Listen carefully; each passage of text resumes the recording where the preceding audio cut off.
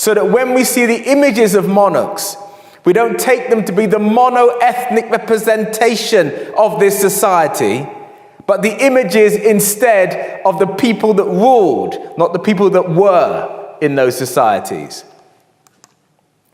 So this is a early modern map of England. Note the phraseology that I use here, England and not Britain, since Britain is only a modern creation since 1707. Scotland remained an independent country even while James I of England, James VI of Scotland, was ruling England and Scotland. It was still an independent country until Queen Anne. Queen Anne was the first monarch of Britain within a political state.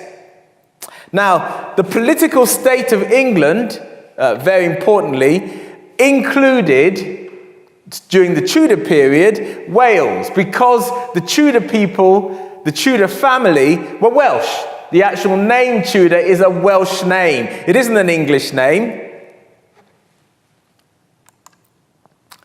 And this England, the England of the medieval period being from the 11th century to about 1485, and the early medieval period being from the 5th century, from the decline of the Western Roman Empire, when the Western Roman Empire was ceased to be recognized by Byzantium, the Eastern Roman Empire, in 476. So from 476 to the 11th century is often called the early medieval period.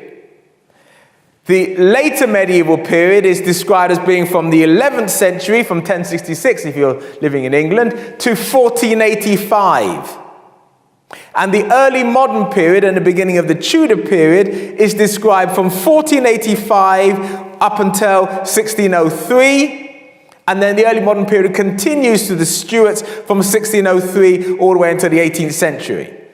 Today we will be focusing on the 11th century up until the 16th century, about 500-year period. So that is the medieval and the Middle Ages, as well as the beginning of the early modern period, the Tudor period. This is a period of history in which there is considerable confusion in understanding. It is a period of history often written about by historians and writers, and it is a period in history in which modern people that live in Britain take their ideas of identity from.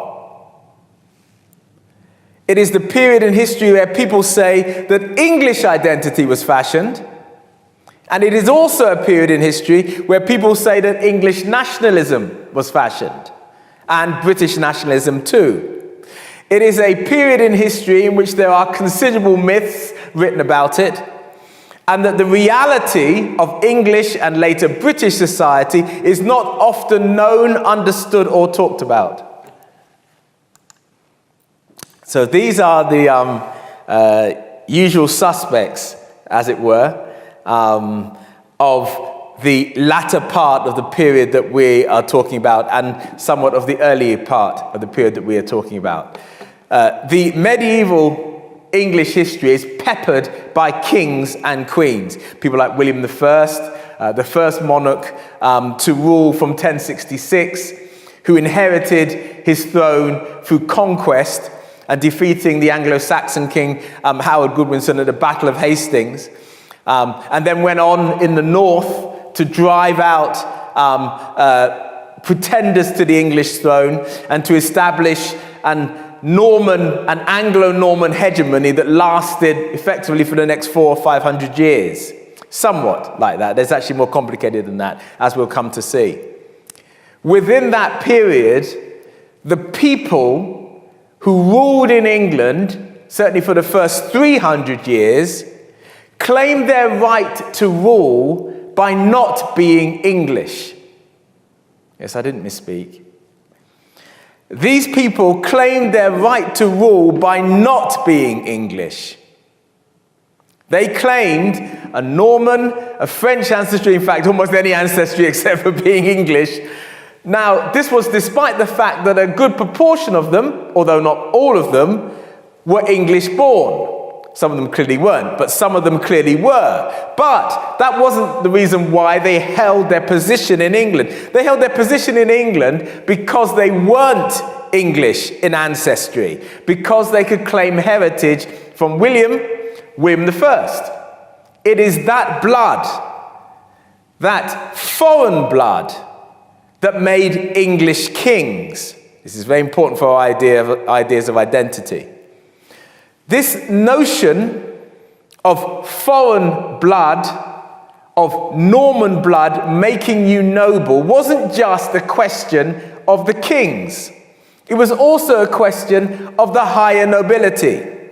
Following the revolt of Herod the Wake, Anglo-Saxon nobility was rooted out, root and branch, from the English aristocracy.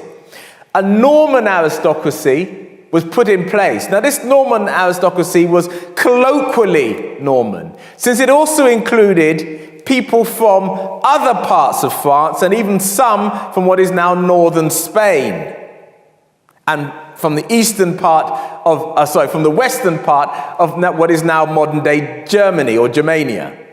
So, these European aristocrats, or should I say European soldiers and merchants made into aristocrats in England, became an Anglo-Norman aristocracy. An Anglo-Norman aristocracy that perhaps in some cases was born in England, but had its position on the basis of being not from an Anglo-Saxon, not from, inverted commas, an English heritage. And it is precisely this foreign heritage that gave them the authority to have land, to have estates, to be tenants-in-chief, to be at the top of that feudal system. It is a distinctly non-English hegemony. Okay, this continued because the blood of the Plantagenets, monarchs like Edward I and Edward III, continued to be the yardstick by which monarchs were chosen, and the yardstick by which monarchs were able to assert their power and the authority. The Tudors and the Stuarts held their position on the basis that they had blood that came from the Plantagenets. These foreign-born and foreign people with foreign heritage from what is now modern-day France and other parts of Europe. With that, the infusion of Welsh blood, Danish blood, if you were the Stuarts, makes this noble lineage that was ruling England only nominally Anglo, only nominally English. And though they would definitely make large and vituperative statements about being monarchs of England, what legitimized their blood was the non-English aspect of it. Okay, so this is important for our understanding. So even when we read about a sort of proto-English nationalism being espoused by monarchs such as Edward I and Edward III, we see in Chaucer's Canterbury Tales, etc. We need to take that with a pinch of salt, since the people are writing in Latin and French and very little in English. The people are claiming an aristocracy, a bloodline that is not English, that they draw inspiration from ideas which are outside of England. So this is only a very colloquially called Anglo-Norman aristocracy. It's mostly a foreign group of people with foreign ancestry who are ruling in England, and even their descendants are claiming that authority by claiming that foreign blood. Now, I've been talking about ethnicity in its wider terms, but what about people of color? What about people of African or Asian descent? Well, many historians say, believe and write that people of African descent would not be present at all in medieval England. That's from the 11th century to 1485. Others claim that people of African descent in medieval or early modern England would be extraordinarily rare, or through the myopia of using automatic enslavement as the measure of African status outside of the continent of Africa. They will presume that the people of African descent present in medieval or early modern England were automatically enslaved, automatically treated as less than, automatically the stranger, the other. We have lots of books. People have written made their whole career on describing automatically people of color in English society as the other, the stranger, etc. All power to them. I question such automatic rendering. Yep. So, Peter Fryer wrote a book, very interesting book, called Staying Power. And in that book, he described Africans in medieval or Tudor England as being strolling players, isolated, strange, and transient, are the terms that he uses. He's implying that the people of African descent who were present in England before the 17th century are so strange, so transient, and so isolated that they can't actually be given an historical description that explains their identity, their presence, their status, and their origins. Other authors, such as Kim Hall in Things of Darkness, an interesting book in many ways, however, repeats the same notion that Africans in Tudor society are too accidental and solitary to be given an historical statistic. Too accidental and solitary. I don't see how anybody's presence anywhere can be accidental unless if you're there, it's not necessarily, I mean, you can get lost, like Christopher Columbus, but the people that get lost don't tend to be called accidental, even though they are.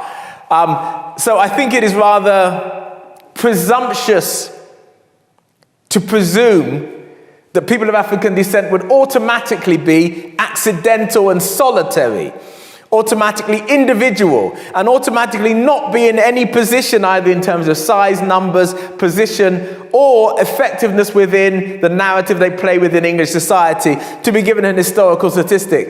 It's actually, I'm afraid, a kind of lazy scholarship to presume that. But it's a kind of lazy scholarship that's followed by others. Nabil Matar, in a book that is interesting in many ways called Islam in Britain, said that the likelihood in Tudor or Stuart Britain of an Englishman or Scotsman meeting a Muslim were higher than that of meeting a sub-Saharan African. Now, I know it's sometimes difficult when you take phrases out of context. And these three authors that I've just described, their books are worthy of your analysis in other ways. However, when they come to talk about Africans in medieval or early modern society, they are symptomatic of a kind of historical laziness that doesn't just permeate the works that I've been describing, but permeates the whole academy. The whole academy, be it in Britain or America, is infused with this laziness.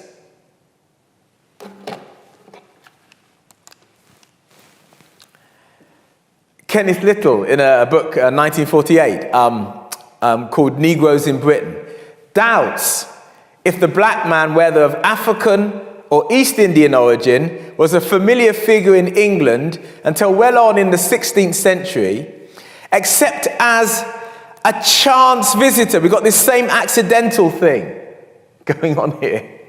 Yeah? Or when imported. In other words, Little is implying that these people were slaves, and it is only slavery and the inscription of slavery which is capable of defining Africans and giving them meaning within medieval or early modern English society. In other words, we need slavery to be the reference point to explain or to give significance to people of African descent in medieval or early modern society. That is reductionist, I would suggest. So what about the medieval Middle Ages, or the Middle Ages medieval period? Of course, it's a moment in time that's artificial. And it's a moment in time where people choose the ancestors that they wish to emphasize. I mean, within all families, even with my own, I will choose to emphasize those members of the family that I want to be associated with. I will have uncles and aunts that I may not speak about too often because I'm not so close to them. I will claim my lineage by those members of my family that I wish to claim. But I know that my family is extended. And my extended family includes lots of people that I may not wish to claim, but they're still part of my family. This country has an extended family. Its extended family goes beyond Anglo-Saxons, Celts, Normans. These terms, even themselves, are colloquial and generic. They don't necessarily describe a specific ethnicity in the way in which people often think that they do. But this country has other ancestors. It may be that some people who may classify themselves as white and English would like to think that those other ancestors are the Vikings, the Danish raiders.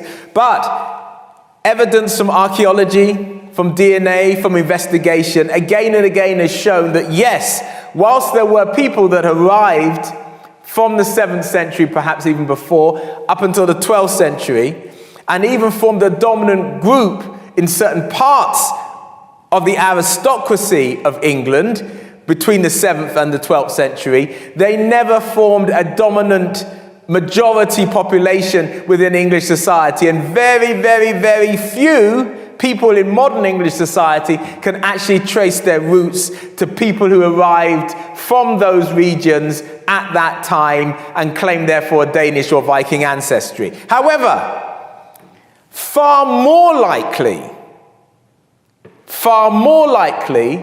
when people do their DNA tests, is for them to find that they have an African ancestor, not 6-7 million years ago, David Leakey and all of that stuff, the out of Africa theory. I'm not talking about 6 or 7 million years ago. I'm talking within the last 400 or 500 years.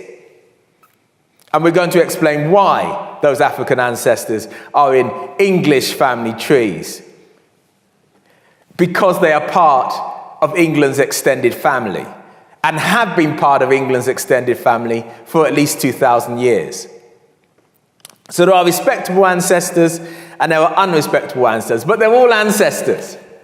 The Blackamoors, the Tawneys, the Fours, the Egyptians, all these people, and when I say Egyptians, I'm not talking about the ancient Egyptians, I'm talking about the Egyptians of early modern society, are all part of the medieval and early modern societies. The Saracens, who are found in English records, they are as much a part of the English extended family as the Vikings, the Normans, and the Anglo-Saxons are, just that they're not so respectable. So, the way that we may delineate those members within our family tree, within England's history, that we don't want to claim, we may call them the other, the stranger, the foreigner, the immigrant, Johnny-come-lately, or we might just dismiss them as being enslaved, as some of those previous authors did. Now, the reason why they do that is because there is a separate form of historiography that relates to the other, the stranger, the foreigner, the immigrant, and Johnny-come-lately. This separate form of historiography separates these people classified as such from the mainstream narrative of these given countries. So it's a way of talking about a country's narrative or story and excluding the other, the stranger, and the rest, as not part of the mainstream narrative. And that way you can get away with a kind of lazy historiography that is devoid of colour. It is a lazy narrative that focuses on the images of the monarchs that I showed you, on big stories, and then underwrites those stories with a monoethnicity imagined and then placed on those narratives. And any person of colour that you meet along England's journey from the 11th century to the 16th century, you can then dismiss each of those individuals, families, communities, marriages, baptisms, burials, and everything else, communities. You can dismiss them as narratives about the other, narratives about the stranger, narratives about the foreigner, narratives about the immigrant, and narratives about Johnny-come-lately, or narratives about enslaved people. And they never disrupt the mainstream narrative that you wish to promulgate. So, as I said, we need to set aside the monoethnicity placed on certain terminologies. Let's just take a few of these terms and explain why these are not monoethnic terms in the way in which we might think.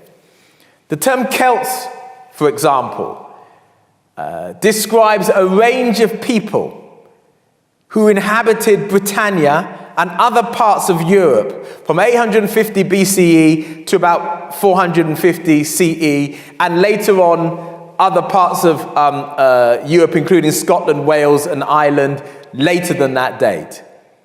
It does not describe a specific culture or a specific language. And the people colloquially called Celts would not have described themselves in that way. They would have described themselves as the Iceni, or the Brigantes, or other terms, but not as Celts. This is a term colloquially given to them by their enemies. It does therefore not describe a mono-ethnically circumscribed set of people, since it applies to a range of different peoples who inhabited Europe from the Iberian Peninsula and even parts of North Africa into Central Europe, including parts of France, and to the and parts of Italy, and of course Britannia. These were a diverse group of people who are described in different ways by the different writers that saw them. Tacitus describes them in different ways. Julius Caesar describes them in different ways. The writers employed by Claudius and Caligula describe the people that they met in different ways. Some of them describe them colloquially in a more generic term, as having blonde hair and blue eyes. Others are described as being darker in complexion, yes, and being menelated. All of these descriptions are possible since these people are diverse. Let's move on from the Vikings to Anglo-Saxon. Now, this is a term that has become quite a popular term that attempts to describe the dominant population in England during the 7th all the way through to about the 11th or the 12th century. It itself is a generic term describing a range of different Germanic peoples, including Angles, Saxons, Jutes, Visigoths, Vandals, and others. These different sets of peoples, at different moments in English history, form parts of the strata of the established aristocracy from sort of the 5th century onwards. There is a debate on whether they disrupted the ethnicity of English society in the way in which is often claimed, and there are two schools of thought. One is that there was a mass invasion of these peoples, and they uprooted the established people who were here, the Celtic people. Another school of thought is that they uprooted members of the aristocratic branch of the Celtic fraternity and established themselves as the Anglo-Saxon ruling elite. Another argument is that the Celtic population mixed and commingled with these Germanic invaders. But the point is that neither term, be it Celtic or Anglo-Saxon, is monoethnic. Neither of these terms describe a skin color. None of these terms describe a hair color. None of these terms describe an eye color. Good, let's move on. So from the 11th century to the 15th century, an Anglo-Norman hegemony was established. This Anglo-Norman hegemony was predicated on the basis of being able to draw your aristocratic blood from William the Conqueror. It later became your capacity to draw your blood from the Plantagenet line, either Henry II or Edward I, depending on how forward you're going in history. It was never based on skin color or hair texture. So England didn't develop a racialized perspective, a kind of racialized perspective that is now present, either as an undercurrent or an overt current, within modern English thought, did not develop in the medieval period. Nor would I suggest, did it develop in the early part of the early modern period. That is firmly a feature of the end of the period of time in which we're talking about, and the beginning of the modern age, despite the fact of people wishing to blame medieval England or early modern England for all of modern day racism. Unfortunately, so much of modern racism is in fact down to us and the science of race, biological determinism, John Frederick Blumenbach, Carl Linnaeus. These are 18th, 19th century writers, perhaps Francis Bernier at the end of the 17th century. It's not William the Conqueror. It's not Henry II. It's not Edward I. It's not Edward III. It's not Henry VI. It's not Henry VII. And it's not even Queen Elizabeth or Henry VIII.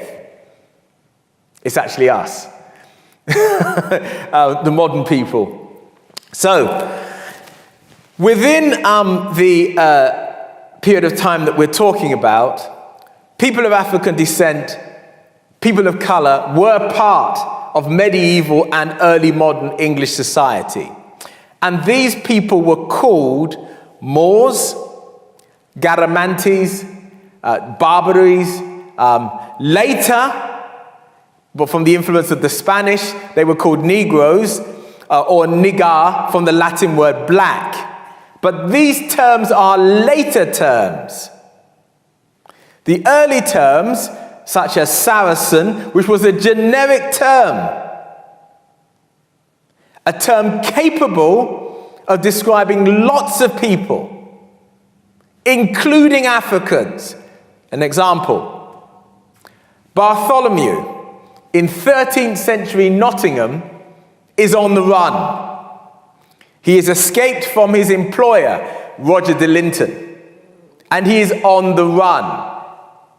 He has broken his bond, which meant that in this case, this particular person may have been enslaved at some point, or may indeed be a slave nominally at some point.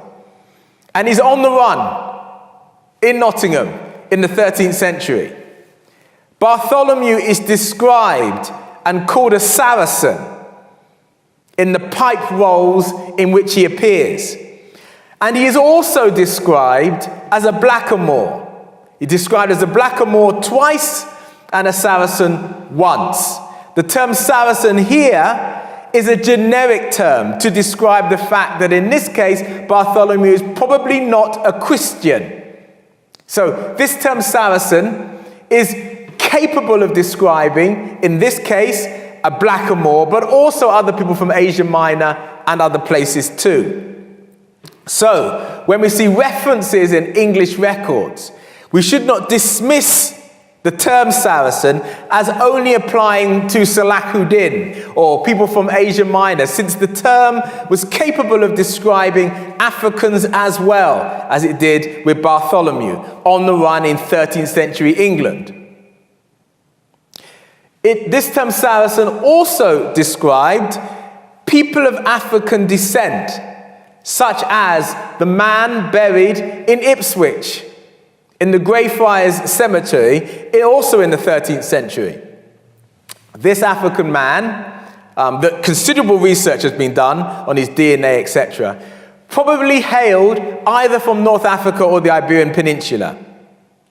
These are places that from the 7th century all the way through to the 16th century had a significant presence of people of color from North and West Africa and Asia Minor.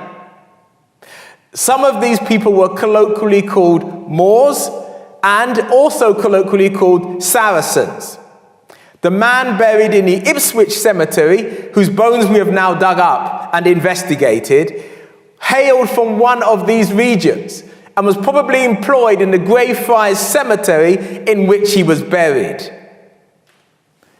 Other people of African descent present in England include those described by Richard Devizes in his text satirically.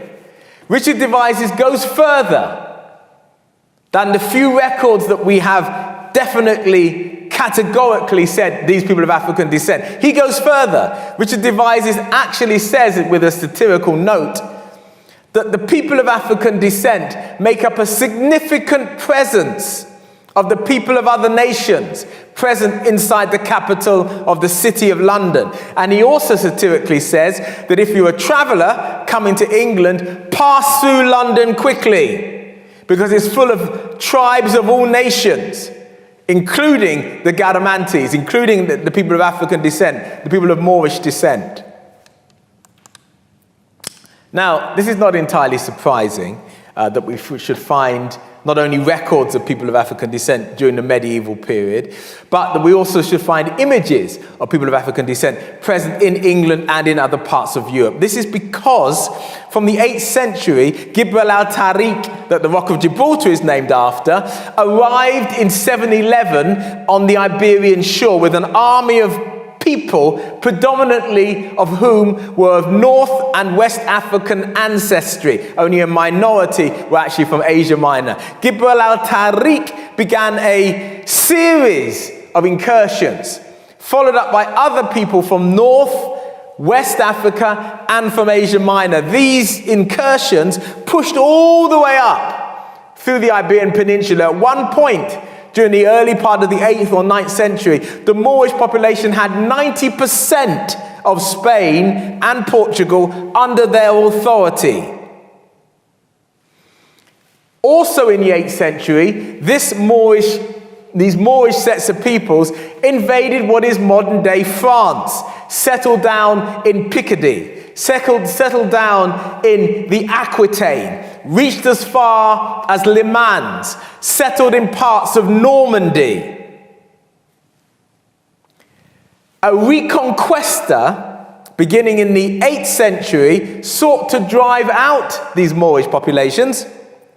And we know that much of this reconquista has now been glamorized in mythology. We read about it in the Song of Roland, which is unequivocal, absolutely unequivocal in describing the Moorish people who had invaded France as being people of African descent. Unequivocal. I know we may smart at it with a kind of political correctness and argue with our politically correct, woke 21st century minds about the way in which these people are described. But I say actually thank goodness that these terms are so explicit, because it helps to disrupt the emotional narrative that we might have in describing the Moorish people as not being capable of being people of African descent. So the mythology of the Song of Roland, the mythology of the matter of France, is quite clear that the Moorish population Our dark-skinned people, or at least the dark-skinned people of African descent, make up a significant part of the Moorish population. Here shown in this 8th century image. These people are also depicted in other images that crisscross around Europe and describe these Moorish people as warriors, warlords, servants, friends, and neighbors. We mustn't think that the conflicts of the Moorish population led to a racialized perspective being developed in all parts of Europe. Certainly in some parts of Europe, even as early as the 8th or 9th century, there is an ethnic chauvinism and an anti-blackness that is present in some of those pieces of work written about those Moorish people. But this anti-blackness and anti-Africanness is not predicated on the same kinds of ideas that anti-blackness and anti-Africanness and modern-day racism is predicated. And we should stop saying that it was, because it's not predicated on the same ideas. It's predicated on the basis of these people being conquerors, warriors, and warlords in Europe, not on the basis of them being automatically enslaved, inferior, etc. So this is a wonderful image from 14th century German artwork and manuscript.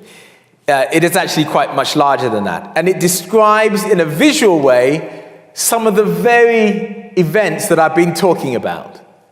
We should note that these writers, thank goodness, without a shred of political correctness, describe and depict the Moorish populations of early modern Europe as unequivocally people of dark-skinned African descent, with red tongues. Yes, with red tongues.